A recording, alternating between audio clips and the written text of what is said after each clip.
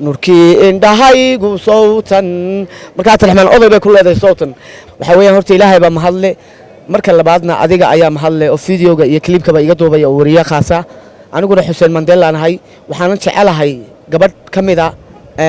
fanka Soomaalida ku jirta oo la yiraahdo Farxiya Kabayare wax kale kuma jeclaan waxaan ku jeclaaday heesaheega iyo hadafkeega dumarnimo iyo waaya aragnimo leh ayaan ku jeclaan Farxiya Kabayare marka heesaheega mid kamida ayaan hadda qaadaynaa waxaanan heestaas iigu soo laba kacdoontaa hurdada dhexdeeda marka aan seexanayo hurdadaas iigu soo xilliyada dambe ay tahay labada habeenimo ayaan kacdoodaa dabeetana soo jeedku xitaa marka labada aan kaco maba soo jeedaba marka waxay tahay nurkii indhahaygu sawtan marka Abdiraxmaan oday bay ku leedahay sawtan marka heesti waa soo jiitay waana jeclaaday marka waxaan doonayaa qof waa wax jeclaan karaa Farxiya wax kale kuma jeclaan waan ku yiri hadafkeega iyo dumarnimo inta ay awood u qabto iyo raganimadayda ayaan ku jeclaaday Farxiya Kabayare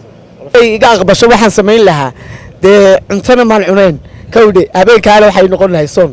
oo wana furi lahaa hadii ay jacaylka aqbasho gaajada ayaa ii qaban lahayd waayo cunto maan cuneen ba farxad daraadeena waan qosli lahaa waan kala seexan lahaa hadii hal maalin ii soo jawaabaan leh Farxiya Kabayare yes